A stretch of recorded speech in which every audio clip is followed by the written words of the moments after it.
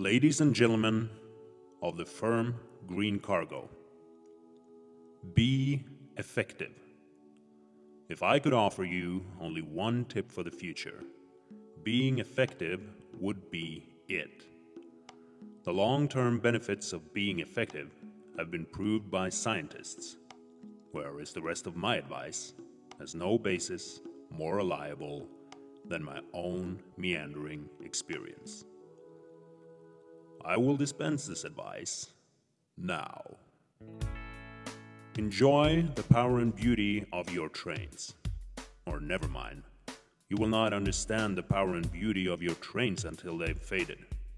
But trust me, in 20 years you'll look back at photos of your trains and recall in a way you can't grasp now how much possibility laid before them and how fabulous they really looked. They are not as old as you imagine.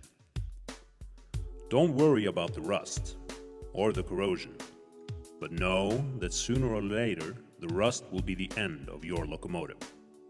But the real troubles in your life are apt to be things that never crossed your worried mind, the kind that blindside you at 4 a.m. on some idle Tuesday night. Say hello to one colleague every day that scares you. Sing. Don't be reckless with other people's hearts. Don't put up with people who are reckless with yours. Do the retardation test. Don't waste your time on jealousy.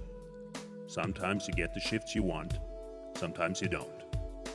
The list is long, and in the end, it's only a job that gets you paid. Remember to be nice to dispatch. Do whatever they tell you. If you succeed in doing this, tell me how. Keep your certificates. Throw away your old diplomas. Check your lights. Don't feel guilty if you are not able to fix your broken locomotive. The most successful train drivers I know didn't know at 22 how they should fix it. Some of the most successful 50-year-olds I know still don't. Get plenty of diesel. Fuel up your tank. You'll miss that when it's gone. Maybe you'll make instructor, maybe you won't. Maybe you'll have students, maybe you won't. Maybe you'll retire at 62. Maybe you'll drive the most fancy locomotive at your 75th wedding anniversary. Whatever you do, don't congratulate yourself too much, or berate yourself either.